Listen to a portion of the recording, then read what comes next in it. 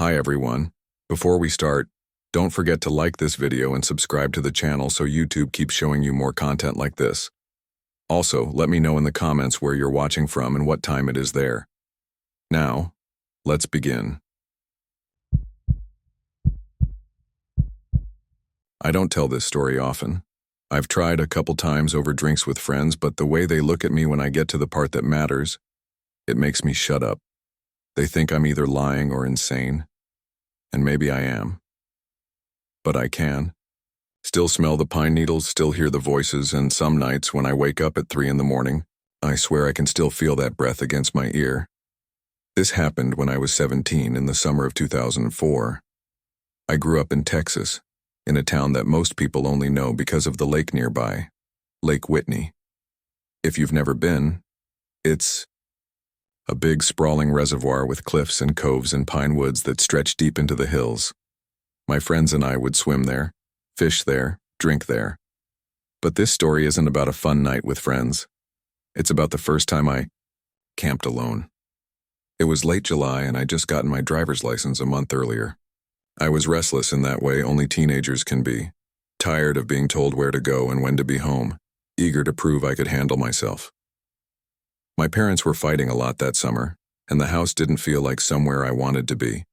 So I decided on a humid Thursday afternoon that I'd pack up a tent, some food, and my father's old camping lantern, and spend the night out near the lake.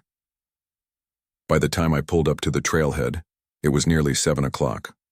The sky was bruising into pink and orange. The air smelled like dust and cedar. I parked my beat-up Honda Civic slung on my backpack and started the hike in. I remember how alive the woods felt at first.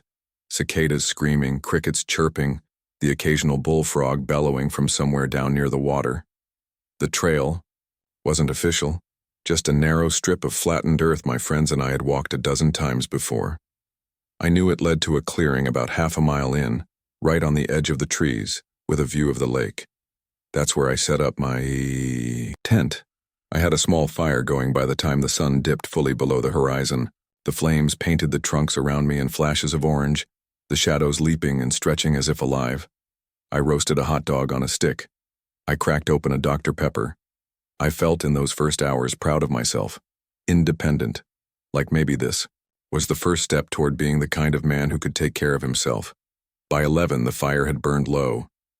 I'd put it out with a bottle of water and climbed into the tent, lying back on the thin camping mat with my flashlight tucked beside me. The night pressed close, heavy and dark, the fabric of the tent barely keeping it at bay. I drifted toward sleep, and then the whispering started. At first I thought it was the wind, soft, shivering through the pines.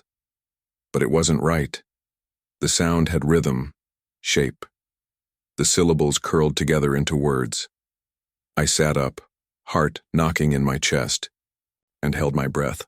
There it was again, circling. Not from one place, but from everywhere, weaving in and out of the trees like children passing secrets in a classroom. The voices were high and thin, not adult voices, not boys my age either. They were smaller, younger. I unzipped the tent just enough to stick my head out. The clearing looked the same as it had an hour ago, dark, empty, still. The pine needles carpeted the ground in shadows. My fire pit sat cold and black. But the voices kept moving, just beyond where the starlight ended. One of them came closer. So close I felt warm breath spill through the mesh of the tent. "You shouldn't have come here," it said, every muscle in my body seized. I yanked the zipper shut with shaking hands, fumbling for the flashlight. When I flicked it on, the white beam cut through the nylon walls, but there was nothing. No shadow of a body, no movement outside. Just the whispers fading again into the trees. I didn't sleep that night. I sat there, knees pulled to my chest, clutching the flashlight until my hand cramped. The whispers rose and fell like waves, circling closer, then drifting away, as if whatever they belonged to was pacing around me. Sometimes they laughed, a soft titter like kids sharing a joke. Once they all stopped at once, and I thought maybe it was over. That's when a single voice rasped from directly behind my tent. "Go home." The sun eventually rose, slow and gray. The voices dissolved with it, vanishing like mist. I stumbled out of the tent bleary-eyed, convinced I'd find footprints or toys or something. But the clearing was exactly as I'd left it. I packed everything in record time. As I carried my gear back to the car, the woods felt wrong. Too quiet now, as if even the birds had decided to stay away. I told myself I'd imagined it, that I'd been half dreaming, that maybe the wind really had shaped itself into words. But later, when I unrolled the tent at home to let it air out, I noticed something on the fabric. Right where my head had been pressed against the side, there was a mark, a small, perfect handprint. Too small to belong to me. Too high up to be my little cousin who sometimes played in our garage. I never camped alone again. And sometimes late at night when I'm driving near the lake, I swear I hear them in the trees, still whispering, still waiting. I should preface this by saying I'm not someone who scares easily. I grew up in the woods of East Texas near Angelina National Forest, where camping and hiking were just normal parts of life. I've been out alone at night more times than I can count, sometimes with nothing but a headlamp and a pocket knife. Coyotes, snakes, even wild hogs.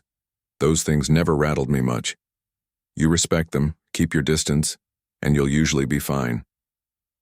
What I saw out there last October was different. I can't explain it. Not in a way that makes sense, but I need to write it down, because ever since that night I've been waking up at 3:12 a.m. sharp, and when I do, my room isn't dark. There's always a faint glow on the wall, like a lantern's flame swaying just outside the window. It started on a Saturday, October 14th, 2023. The air had that sharp chill that comes right before real fall hits Texas, when the humidity finally breaks and you can breathe again. I'd been stressed with work, with bills piling up, so I decided to clear my head with a solo overnight hike. I chose a trail near Boykin Springs, one I'd done a dozen times before. By late afternoon, the woods were a dull copper, pine needles crunching underfoot. The sun filtered through the tall loblolly pines in long golden beams, and I remember thinking how still everything felt. Usually the forest carries a background hum, bugs, birds, the occasional rustle of something small. But it was quiet. Too quiet. I shrugged it off. I'd camped in silence plenty of times. My plan was simple: hike about 5 miles in, set up camp near a creek, and head back the next morning. I had a small tent, a headlamp, a cheap lantern, and enough food and water. I wasn't unprepared. It, too, was around 8:30 p.m. when I first saw it. I'd just gotten my fire going, nothing big, just enough to cook and keep warm. The stars were starting to punch through the sky, and the woods had settled into that pitch-black density you only get away from town. That's when a light appeared between the trees. At first, I thought it was another hiker. Maybe someone setting up camp late. It looked exactly like an old-fashioned lantern, a warm orange-yellow flame swaying slightly as if someone was walking with it. I stood up, squinting. "Hello?" I called. My voice cracked the stillness in a way that made me instantly regret yelling. The lantern didn't stop moving, didn't turn toward me. It just kept swaying slowly, weaving between the trees maybe 100 yards away. I figured whoever it was might not have heard me, so I grabbed my flashlight and stepped away from camp, keeping the fire behind me. The ground was soft with pine needles, and each step seemed too loud. I walked for a minute, then two. The lantern never seemed to get closer, though it never moved farther away either. Always the same distance, a steady, rhythmic swing, like a pendulum in the dark. Something about that bothered me, the way it kept its distance. I stopped. The woods pressed in heavy around me. My flashlight beam looked small compared to the lantern's glow. "Hey," I shouted this time. "You out here camping?" The lantern paused, just for a second. Then it swayed again, continuing its strange, deliberate rhythm. The hair on my arms rose. I don't know why, but my gut told me not to follow. I backed up toward camp, forcing myself not to turn my back until I saw the faint flicker of my fire again. When I glanced over my shoulder, the lantern was gone. I didn't sleep much that night. Every crack of a branch, Every shift of wind against the tent made me sit up and listen. Around midnight, I thought I heard something soft, a dragging sound like fabric brushing against bark. I held my breath, waiting for it again, but it never came. When I finally dozed off, my dreams were strange and vivid. In one, I was walking endlessly toward a light that never grew closer. In another, I was back in my childhood home, only every window glowed orange, and no matter how many curtains I pulled shut, the light still seeped through. I woke at 3:12 a.m., heart pounding. My tent glowed faintly, like something outside was shining against the fabric. I froze, staring at the thin nylon wall. The light swayed. Left, right, left, right. I don't know how long I sat there before it finally faded. When I worked up the nerve to unzip the flap, nothing was there. The next morning, I packed up fast and got the hell out. The woods looked normal again. Dew on the leaves, squirrels chattering, sun breaking through. I tried convincing myself it had been another camper with an old lantern, and my mind just spun it into something else. But when I made it back to my car, there was something waiting on the hood. A dead pine cone, hollowed out, with a tiny wick of cloth sticking from its center, like a miniature lantern. I didn't go back to the forest after that. I figured leaving it alone was best. But that's not where it ended. The first night back home, I woke at 3:12 a.m. again. My bedroom wall flickered faintly orange, swaying like something was moving just outside. I live on the second floor. No streetlight near that side of the house. Told myself it was headlights from a passing car. But the glow didn't pass. It lingered, swinging rhythmically until I forced myself to close my eyes and pray for sleep. That was 2 weeks ago. It hasn't stopped since. Every night at 3:12, the light returns. Sometimes it's faint. Sometimes it's bright enough to fill the whole room in a golden glow. Last night, I swear I heard the soft creak of footsteps on my floorboards. And I think tonight if I look out the window, I won't see the lantern anymore. I'll see who's been carrying it. The first thing that felt wrong wasn't what I heard, but what I didn't. I'd been camping alone in the Sam Houston National Forest for the weekend. It was mid-October, one of those deceptively warm Texas nights where the air sits heavy on your skin like damp fabric. The forest around me had been alive all evening with the ordinary soundtrack of the woods, crickets chirping in their endless rhythm, the occasional low hoot of an owl somewhere high above, the scratchy rustle of armadillos nosing through undergrowth. Even the faraway croak of bullfrogs drifted in from a pond I'd passed on my way down the trail. And then, in an instant, all of it stopped. The silence hit me like a physical weight. Not a pause, not a lull. Gone. One moment, the woods were alive. The next, it was as though someone had pressed a mute button on the entire forest.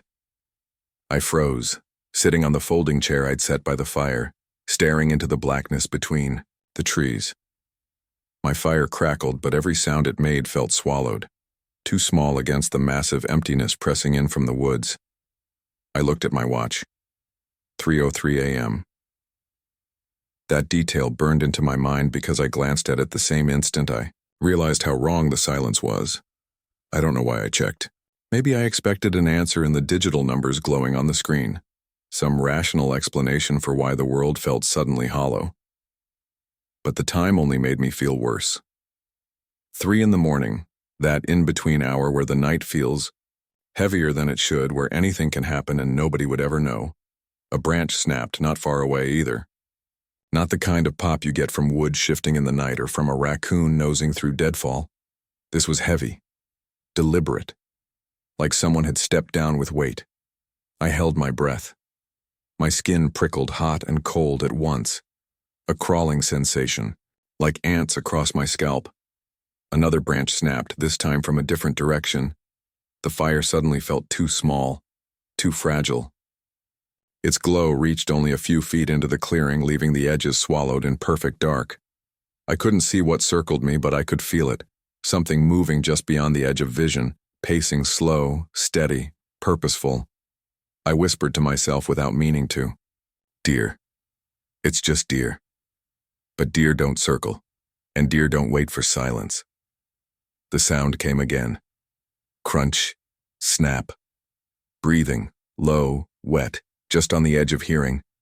My ears strained, my heartbeat filling the void where the night creatures should have been. I stood up, nearly knocking my chair over, and grabbed the flashlight from the table beside my tent. I swung the beam wide, cutting across the trees, the light scattering against trunks and brush. Nothing. Just endless dark and the glowing fog of my own breath in the beam. Hello?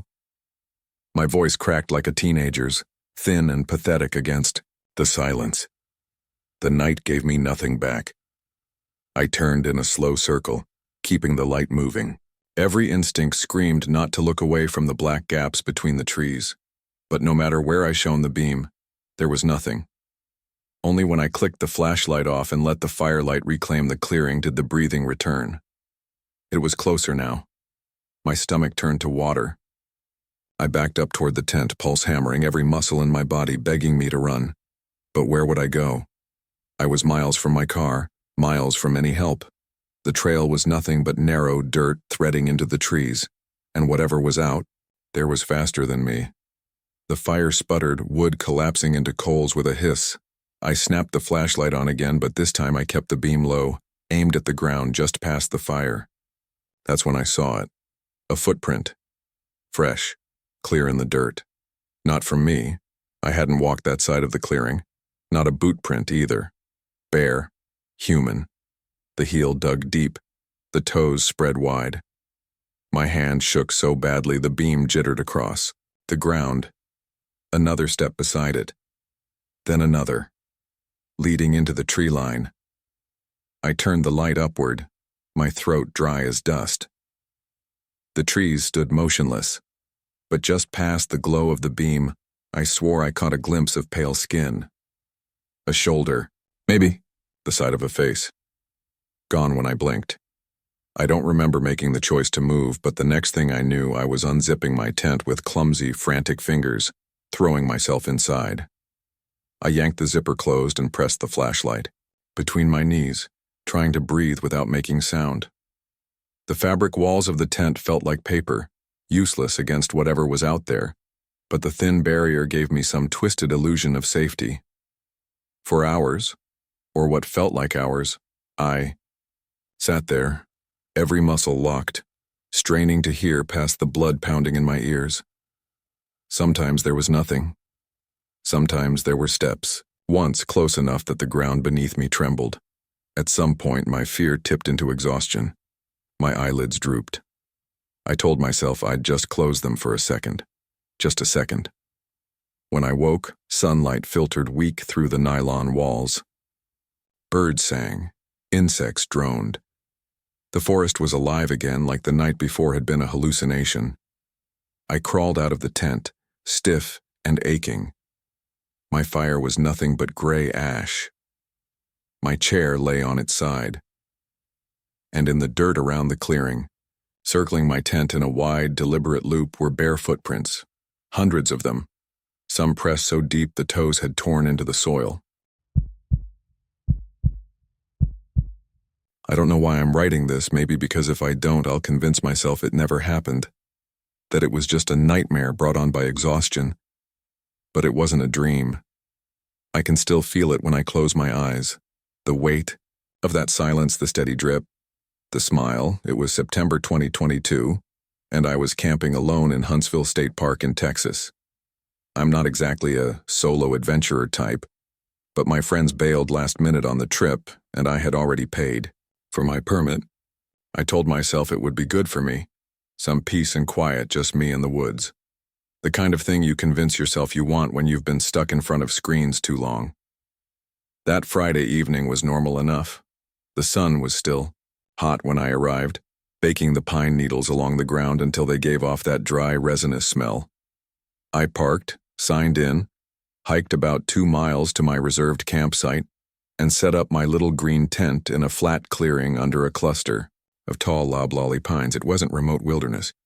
The state park has trails and other campers scattered here and there. But once the sun dipped, I felt the solitude settle in like a blanket. Crickets started their steady drone. Somewhere distant, an owl hooted. I ate some jerky and trail mix, washed it down with lukewarm water, then zipped myself into the tent around 10. I don't know what time it was when I woke up, but it was still dark, maybe 2 or 3 a.m. The sound was what pulled me from sleep, a steady drip, drip, drip like water hitting nylon. My first thought was condensation or maybe a light rain starting up. I reached for my headlamp, clicked it on, and froze. There was no rain. The forest outside was still. The air smelled of damp pine and dirt, but the sky through the mesh of my tent was clear. Yet the sound continued. Drip, drip, drip. I unzipped the flap halfway, poked my headlamp beam out. That's when I saw him. High, up in the branches of the pine directly above my tent, maybe 20 feet up, crouched a man. His knees were bent like a frog's, his bare feet gripping the bark, his arms hooked against the trunk for balance. He was lean, too lean, just a silhouette of wiry muscle under pale skin that seemed almost gray in the beam. His face was tilted down at me, eyes locked, and his mouth was stretched in a grin so wide it looked painful. And from that grin, thick, strands of saliva dangled, glistening in my headlamp's light, falling in slow droplets onto the top of my tent. Drip, drip, drip. I couldn't move. My whole body locked up in a paralysis I didn't know was possible. My mind screamed to slam the flap shut, but something in me knew I couldn't show fear, couldn't let him see me panic. So I swallowed hard, turned off the lamp, and sat perfectly, still in the dark, listening. The dripping slowed, then stopped. For maybe 10 minutes, there was nothing but the sound of my own heartbeat. I don't remember making the decision, but I started packing. Slowly, silently. I rolled my sleeping bag, stuffed it into my pack. My hands shook so badly I could barely get the zipper closed. I kept my eyes down, afraid to look through the mesh again. When everything was packed, I unzipped the flap in one smooth motion, slung my bag over my shoulder, and stepped out into the clearing. I didn't look up. Not once.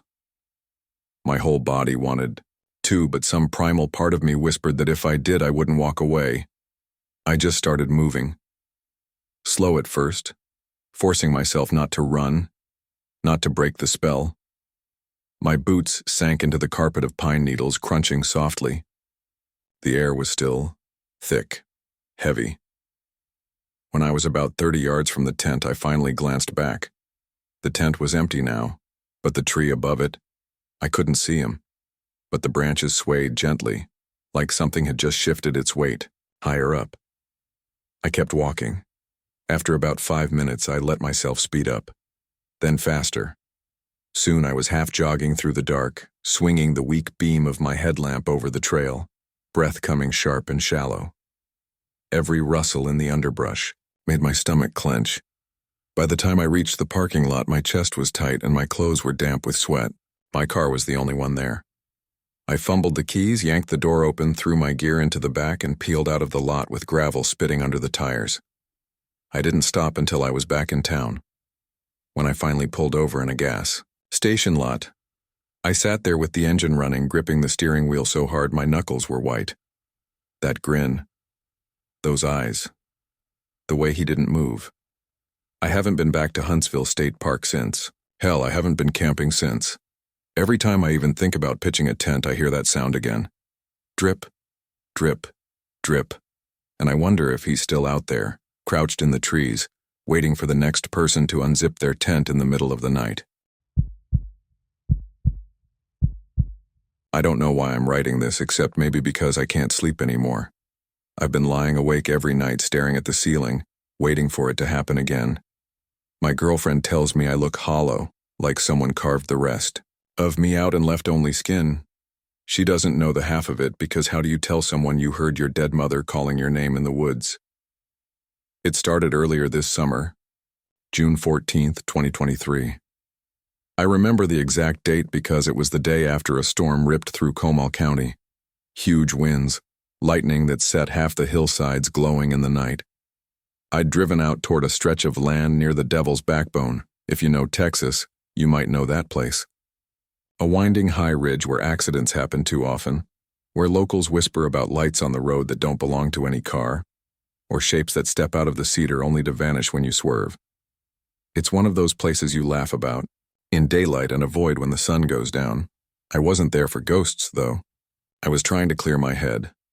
My dad had passed the previous fall and I hadn't really let myself sit with it. First Mom, 5 years back, then Dad. Suddenly there was no one left who'd known me before I could tie my shoes. Grief makes you do dumb things, like parking your truck near a fence line and walking into cedar scrub with only a flashlight and a bottle of water. I told myself I'd just hike a mile or two, take in the silence. It was quiet at first, too quiet. The storm had left the air sticky, metallic. The cedar trees gave off that sharp, resinous smell that makes your throat tight if you breathe too deep. Every step sank into damp soil. I could hear water dripping somewhere, but there weren't streams up there, just limestone and rock that ate rain like a sponge. The silence was so deep it felt heavy. No birds, no cicadas. Not even the distant sound of traffic from 306. Just me, my boots, and the occasional snap of a branch. About an hour in, I sat down against a cedar trunk to drink water. The sun had dropped lower than I realized, and shadows stretched like black claws across the limestone. That's when I heard it. Danny. I froze. The voice was soft, cracked. My mother's voice. My mother who had been dead since 2018. Danny. Come this way. It came from deeper in the trees, faint but distinct. If you've ever lost someone, close, you know the way your brain keeps pieces of them, the way you think you hear their laugh at a grocery store, or smell their perfume on a stranger passing by. That's what I told myself. My mind was playing tricks, grief echoing in a bad place. But then it came again, clearer this time. Come here, baby. That was her. That exact phrase. She'd called me baby, even when I was too old to stand. And she said it with that half laugh in her throat like she knew I'd roll my eyes. My chest locked up so tight I could barely breathe. Mom? I whispered before I could stop myself. The trees swallowed my voice, but something answered. Not with words at first, just movement. The crunch of footsteps on damp earth, the swish of cedar branches parting. And then, closer. Come this way. It wasn't soft anymore. It was urgent, raspy, like someone forcing the air out of ruined lungs. I shot to my feet, dropped the water bottle, and backed against the cedar trunk. My flashlight beam wobbled, slicing through the underbrush. Nothing, just tangled roots and bark slick with sap. Don't know how long I stood there, frozen. Every instinct screamed at me to run, but my legs wouldn't move. When the voice came again, it was no longer my mother's voice. It was deeper, guttural, angry. Come. That broke me. I bolted. I didn't think about direction, just tore through the trees until my chest burned. Branches whipped my face, tore my shirt. I stumbled down a rocky slope and landed hard in damp leaves. For a second I thought I heard footsteps chasing me, heavy and fast, but when I looked back there was only the forest. Silent. Waiting. I didn't move again. Couldn't. My flashlight had cracked on a rock, flickering uselessly. The sun was gone, replaced by a dim wash of moonlight through the branches. I pulled my knees up, pressed myself against another cedar, and sat there trembling for hours. Every so often I swore I heard my name, whispered low and mean, but I never saw anything. When the sky finally shifted gray with dawn, I stumbled back to the truck. My shirt was torn, my arms covered in scratches, but I was alive. Somehow, I told myself it had been a dream, or maybe a panic attack. I hadn't been sleeping well. My brain could have twisted the wind, the creak of trees, into something else. That's what I wanted to believe. But here's the part that keeps me up now. 3 nights later, I woke to hear my mother's voice calling my name again. Not outside, not in a dream. From the hallway of my own house. The floorboards creaked, slow, deliberate. Then a low rasp. Danny, come this way. I locked my bedroom door. I haven't opened it at night since, and last night, I swear to God, I heard the voice right outside the door. It whispered through the crack at the bottom. "Soft and patient, I found you." I don't usually tell this story because every time I try, people either laugh or look at me like I'm exaggerating. Maybe I am. I've gone over it in my head so many times that I've started to doubt what I saw myself. But I know what I felt, and that was real enough. This happened in October of 2016, deep in the Big Thicket National Preserve in Texas. For those who don't know, Big Thicket isn't just a park. It's this sprawling, almost endless wilderness of tangled trees, marshes, and backwoods trails that seem to go nowhere. It's beautiful in the daytime, but when night falls, the place feels prehistoric. It gets so quiet that your own breathing sounds too loud. I'd gone out there to camp alone for the weekend. I'd done solo camping trips before, mostly in state parks, but I wanted something more remote this time. Big Thicket had always fascinated me with its mix of swamps, pine forests, and those legends you hear about hunters and hikers seeing strange lights or even hearing voices out in the brush. I never believed in any of that, but I thought it would make for a good story to tell friends later. I set up camp about 3 miles off one of the main trails. I remember the exact date, October 14th, a Friday. The weather was cool, maybe mid-60s during the day, dropping lower at night. The ground was soft with pine needles and the air smelled like wet earth from a recent rain. I pitched my small tent, gathered some wood, and started a fire just before sundown. Everything felt normal. Peaceful, even.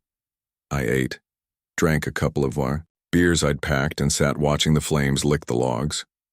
Around 10 o'clock, the forest got unnaturally quiet. I don't mean less crickets, I mean silent. No insects, no wind, no movement. The fire crackled too loud in the stillness, and it put me on edge. That was when I heard it. It started as faint scratching sounds.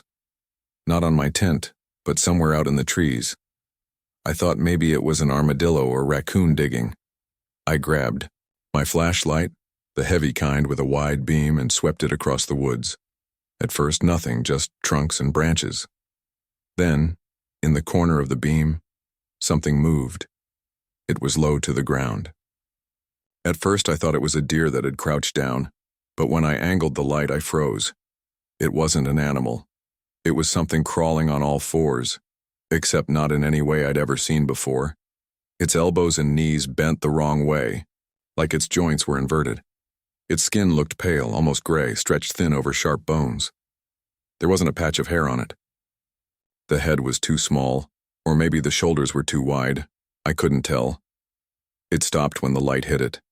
Then, fast as hell, it scuttled sideways out of view, its limbs clicking on the ground like stiff branches. My heart thudded so loud I thought it might draw whatever it was back.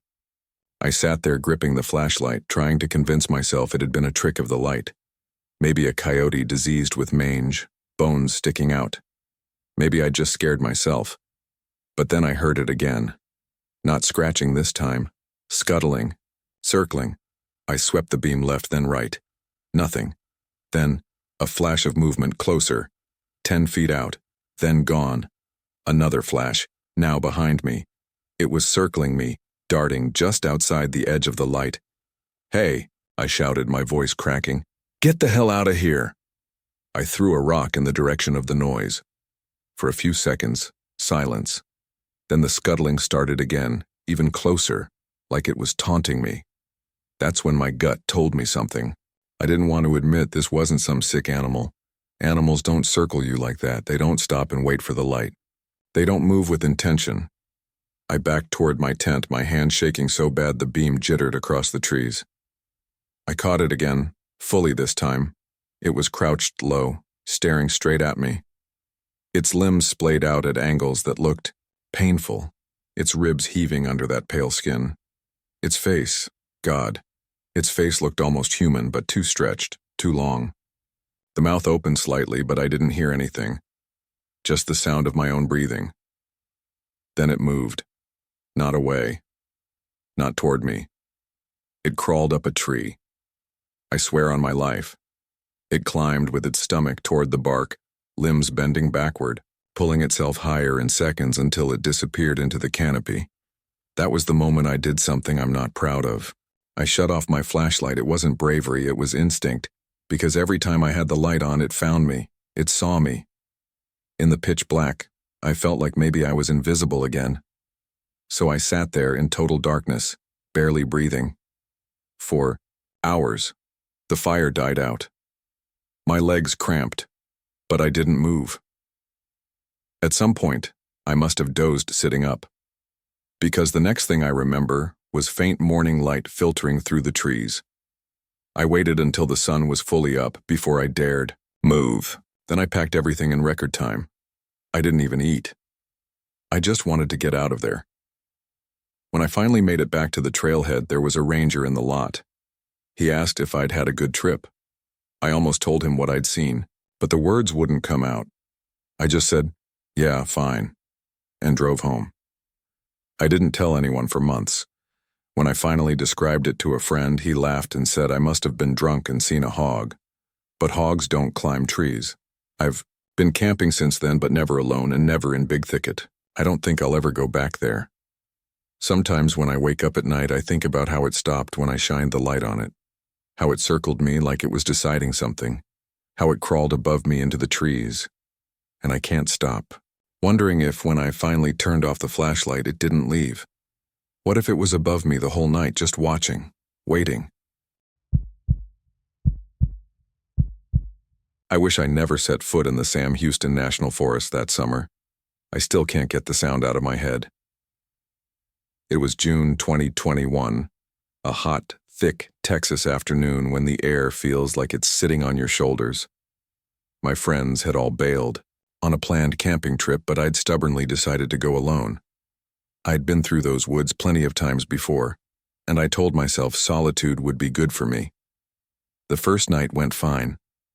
I set up my small tent in a clearing near a patch of pines, cooked some beans over a tiny stove, and listened to the cicadas hum like electricity pulsing through the air. The next day, though, I got this dumb idea in my head that I should make a proper fire pit. Something about doing it right, like the old-timers did, made the trip feel more authentic. Around late afternoon, I started digging. The ground was dry on top, but about a foot down it softened into a cool clay. I worked in silence, the smell of pine sap mixing with sweat until my shovel hit something solid. I crouched, expecting it to be a root, but the sound was wrong. It was a hollow thud, like striking the side of a wooden barrel. Curious, I brushed soil away until a patch of dark, smooth surface appeared. Wood, maybe, or stone polished by hands.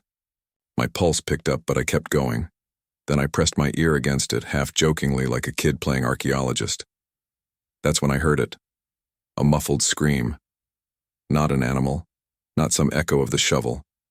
A human scream, ragged, desperate, as if someone had been buried alive. I yanked back so fast I nearly toppled over. My first instinct was denial. I told myself it had to be something else. Air escaping, some weird acoustics underground, a trick of my own imagination. I stood, frozen in the clearing, cicadas shrilling louder until I heard it again. A cry, fainter this time but layered with others, not one voice but several tangled together, wailing from beneath the earth. I dropped the shovel and shoved the dirt back in with my hands, covering it as fast as I could, choking on panic. My fingers tore against roots and clay. Every time, I pushed more soil over the hollow spot. The voices seemed to weaken as though I was smothering them. By the time the surface looked untouched, the sounds had faded completely. I didn't sleep that night. I lay inside my tent with my lantern burning until dawn, listening for any hint of movement outside, half expecting to hear scratching at the ground where I dug. But nothing came. When morning finally broke, I packed up and left without breakfast. I told myself to forget it. Just a strange moment in the woods. A story I'd laugh about later, except I can't forget, because the screams didn't stay in the ground. The first week back home, I thought I was fine. I went to work, answered emails, tried to shove the whole incident into the part of my brain reserved for bad dreams. But little things started to happen. It began with faint noises in the middle of the night. I live alone and my house is quiet, so I'm used to every creak. This was different, a thin, muffled sob that seemed to seep through the floorboards. I'd jolt awake, heart pounding, but as soon as I turned on the light, silence. By the third night, the sobs were joined by whispers. Not words I could understand, just a low chorus that rose and fell, like people muttering through cloth. I tore up half my carpet looking for vents or gaps where sound could carry, but the house is concrete slab. No crawl space, nothing underneath. A week later, I woke to my bedroom smelling of damp earth. I swear I saw clumps of dark soil scattered near the foot of the bed.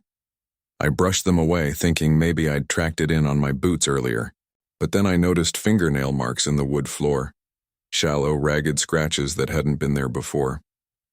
That night, I called my friend Mark, one of the guys who'd bailed on the camping trip.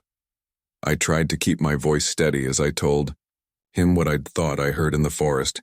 He laughed it off at first, said I must have spooked myself, but when I told him about the sounds at home, he got quiet. "Man," he said finally, "you covered it back up, right? You didn't open it?" "No. I buried it as fast as I could. Then just leave it alone. Whatever it was. Don't go back."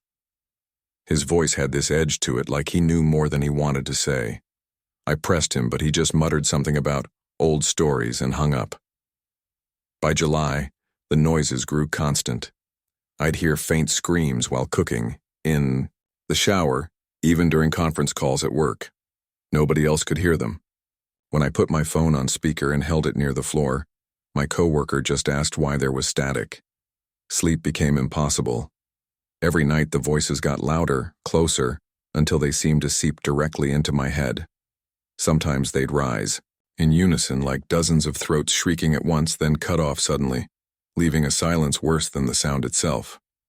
One night, I woke choking on dirt. My mouth was packed with it, damp, metallic, filling my throat. I stumbled to the bathroom, gagging and coughing until clumps of soil splattered the sink. When I turned on the light, my tongue bled from biting down on grit. But the sink was spotless, no dirt, nothing. That broke me. I stopped going to work. I stopped calling friends. I couldn't explain it without sounding insane. Then 2 weeks ago, I found something that nearly sent me back to that forest with a gas can. I was cleaning out my garage, trying to distract myself, when I noticed a patch of earth near the wall that looked freshly disturbed. I poked at it with a rake, and the ground collapsed inward, revealing a shallow cavity. Inside was the same dark, polished surface I'd struck in the woods. Before I could react, before I could even breathe, a scream erupted from it, deafening, so close it rattled my teeth. I dropped the rake and fell back, clutching my ears. But the scream wasn't muffled anymore. It was sharp, raw, and impossibly human. I filled the hole again, sobbing, my hands blistered from clawing at the soil. But I know it won't matter. Whatever I uncovered out there followed me home, and it wants out. I don't know how long I can take this. I haven't slept in 4 nights. My walls tremble with the sound of fists pounding from beneath the floor. Sometimes I think I hear my own name screamed in the chorus. I'm writing this at 3:47 a.m., the voices rising so loud the lamp shakes on my desk. I don't know why I'm posting this. Maybe someone's heard of this before. Maybe someone knows what I'm supposed to do, because the ground is cracking in my garage again, and this time I think they're almost through. They say a black dog follows the doomed. Old superstition, nothing more. My grandfather used to mutter about it when I was a kid, telling me that if you saw a black dog walking behind you and keeping pace, no matter how fast you went, your number was up. He'd say it like a joke, grinning while my grandmother would scold him for scaring me. I laughed it off growing up. Even into my 20s, when I started backpacking alone, I'd think of that story every now and then, when I caught myself glancing behind me on a trail. But I never truly believed it. That changed in October of last year, when I went camping alone in Davy Crockett National Forest. It was the kind of trip I had taken dozens of times before. I left Houston on a Friday afternoon, threw my gear in the trunk of my old Honda Accord, and drove north. By the time I reached the forest, the sun was a dull orange smudge sinking into the tree line. The air smelled of pine needles and dry leaves. That particular scent of fall that makes you nostalgic for things you can't quite name. I parked at a trailhead that I knew well. The plan was simple. Hike a few miles in, set up camp by one of the smaller creeks, spend 2 nights and come back Sunday evening. I'd done it so many times I could practically walk the trail blindfolded. The first night was uneventful. I built a small fire, ate freeze-dried chili from a pouch, and read by headlamp until the fire sank into glowing embers. The night was still and quiet, the kind of silence that city people don't realize exists until they've been swallowed by it. I slept well. The next day, I decided to push further into the forest than usual. There was a spot I had always wanted to check out, a stretch of trail that veered off from the creek and curved up into higher ground. It was late afternoon by the time I set off, but I figured I had enough daylight to reach the ridge, look around, and head back before dark. About half an hour in, I noticed something strange. When you're in the woods long enough, you get used to the sounds: birds, insects, the rustle of small animals in the underbrush. That day, all of that seemed to fade. The forest got quieter with every step I took, as though something were pressing pause on the world around me. The air felt heavier too, cooler despite the mild weather. That's when I heard it. Soft footsteps behind me. At first, I thought maybe another hiker had come up the trail. I turned, expecting to see someone with a pack, but the path was empty. I stood there for a long minute, listening. Nothing. I told myself I was just being paranoid. That sound carries strangely in the woods. I started walking again. The footsteps started too. They weren't loud, just the faint crunch of leaves. Always about 10 paces behind me, I stopped. The sound stopped. I turned again, scanning the trail. This time I saw it. A dog. Black as midnight, its fur blending into the shadows. It was bigger than a lab, leaner, with long legs and a narrow face. Its eyes glowed faintly in the fading light, not reflecting like an animal's eyes usually do, but emitting their own dull yellow light like embers. I froze. The dog just stood there, head low, watching me. "Hey, boy," I said, trying to keep my voice steady. "Where'd you come from?" No collar, no sound, just those eyes. I took a step toward it and it stepped back. Still 10 paces between us, I turned and started walking again, faster now. The dog followed. No matter how quickly I moved, it stayed the same distance behind me. When I slowed, it slowed. Always 10 paces. By the time I reached camp, the sun had completely gone. I dropped my pack by the fire ring and spun around. The trail was empty. The dog was gone. I barely slept that night. Every crack of a branch, every gust of wind against the tent fabric made me sit up and listen. I didn't hear the dog again, but I couldn't shake the image of those eyes glowing faintly in the dark. The next morning I found the paw prints. They were just outside the ring of my campsite, pressed deep into the soft earth. Bigger than any domestic dog I'd ever seen. They circled the tent once and then stopped, side by side with my own prints from the night before, as if the thing had walked with me all the way in. But here's the part that chilled me. The paw prints ended there. Not a single one leading away.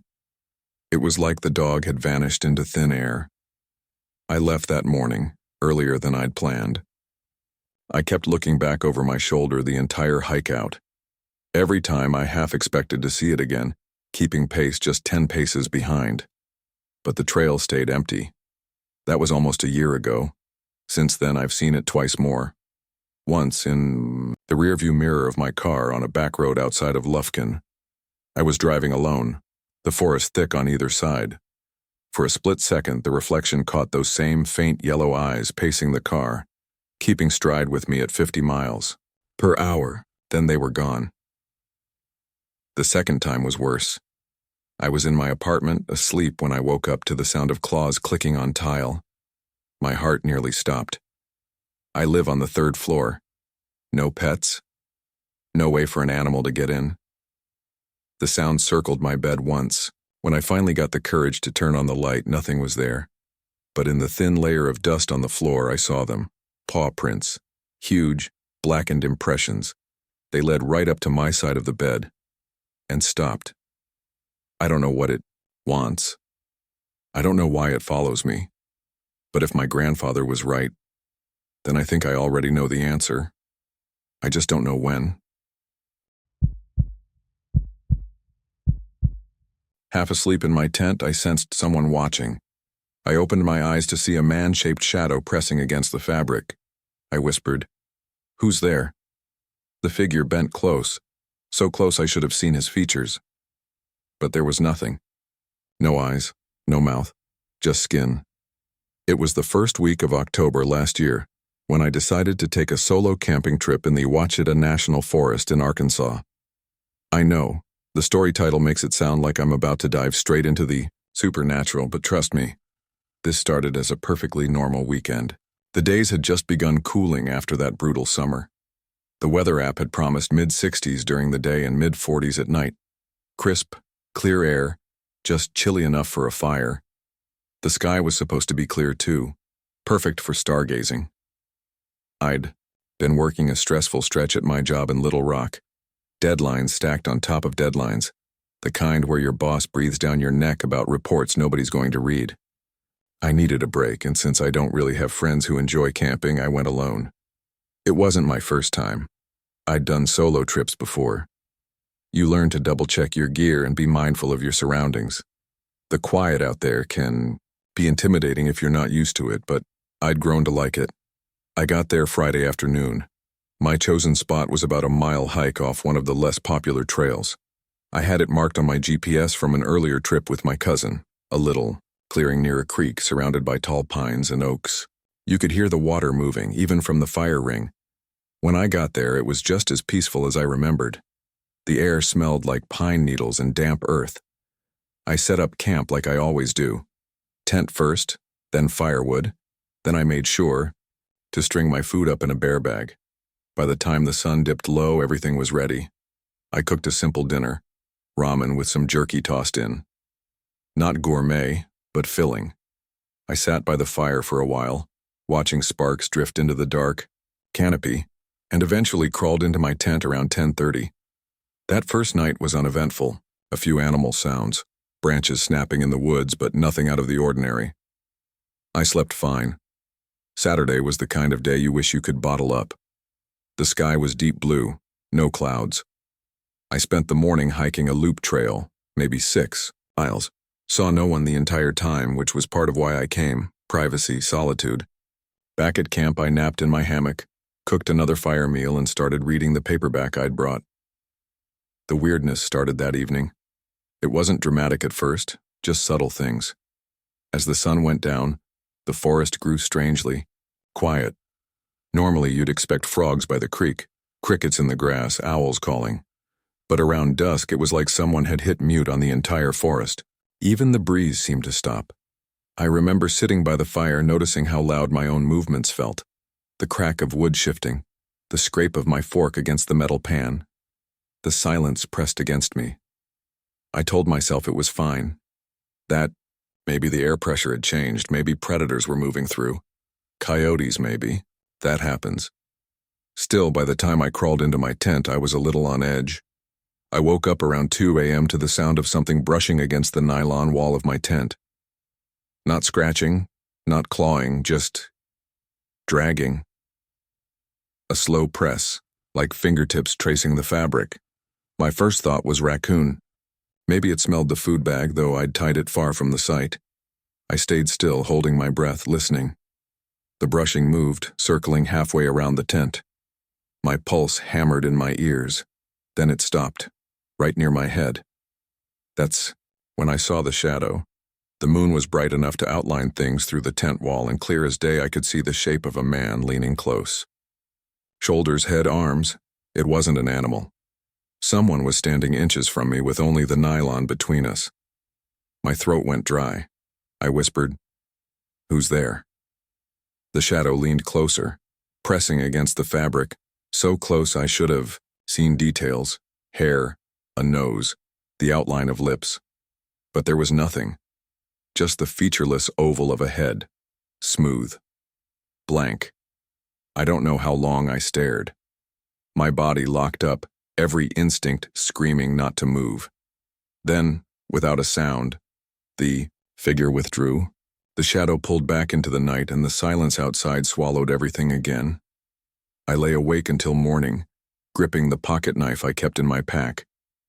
When daylight finally came, I stumbled outside to look. The ground around the tent was undisturbed.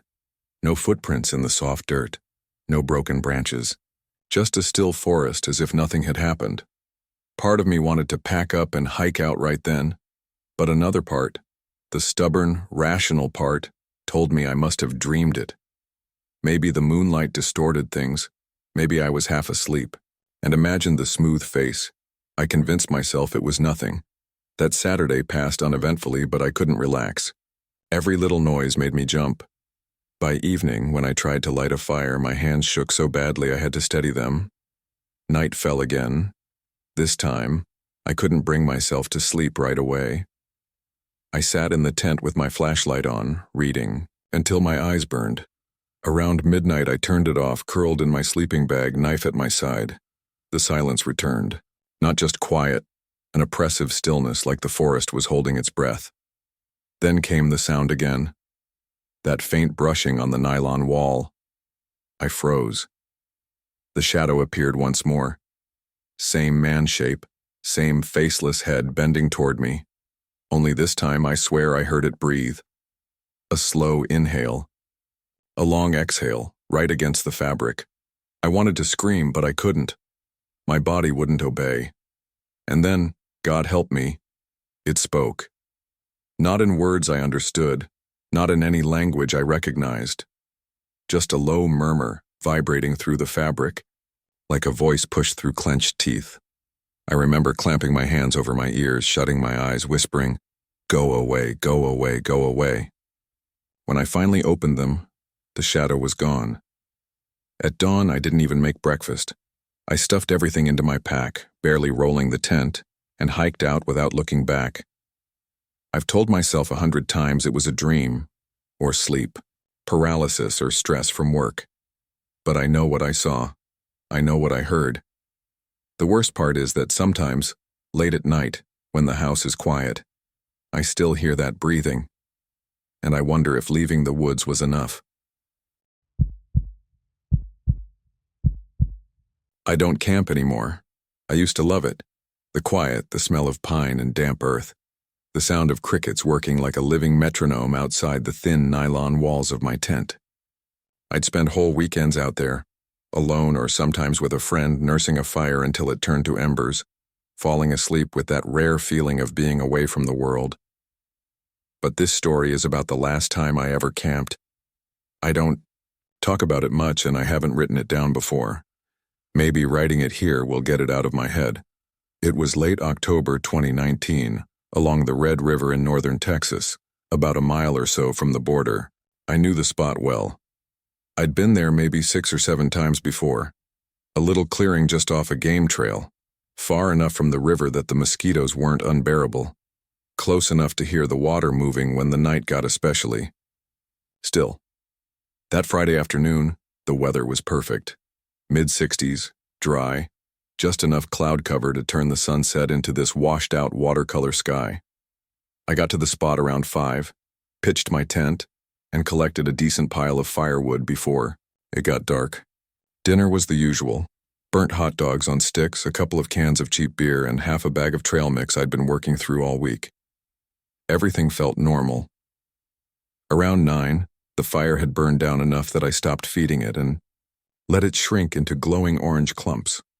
I crawled into the tent, stretched out on my sleeping bag, and scrolled my phone for a while until the battery dipped into the red. With no service that far out, I was just rereading old messages and staring at pictures I'd already seen 100 times. I think I drifted off a little before midnight. Then, sometime in the middle of the night, I woke up because I heard my own voice. Not outside, not muffled, not echoing. Right next to me, it whispered directly into my ear. "Stay with us." I sat up so fast I nearly tore the zipper off the tent flap. The fire outside had gone completely out. There was no glow left at all, not even a faint coal. The air inside. The tent felt colder than it should have been, like something had seeped in with me while I slept. My heart was beating so hard it made my ribs ache. I sat there in the dark for I don't know how long, listening. I didn't move. I didn't even breathe too loudly. And I swear I could still feel the warmth of someone's breath on the side of my face, even though I was alone. Eventually, I told myself it was a dream, a hypnagogic hallucination, or whatever. The word is for when your brain makes you think you're awake while you're still half asleep. I'd read about those before. Maybe I just freaked myself out. But then I heard it again. This time it came from the corner of the tent, low and deliberate, like someone crouched in there with me. "You're already here." It was my voice. Not close, but not muffled either, like if you recorded me and played it back in the same room. I didn't unzip the tent, I didn't move a muscle. I think if I had, I wouldn't be here writing this. The rest of the night is a blur of waiting, forcing myself not to scream, and counting every minute until I saw the first faint gray light pushing through the nylon.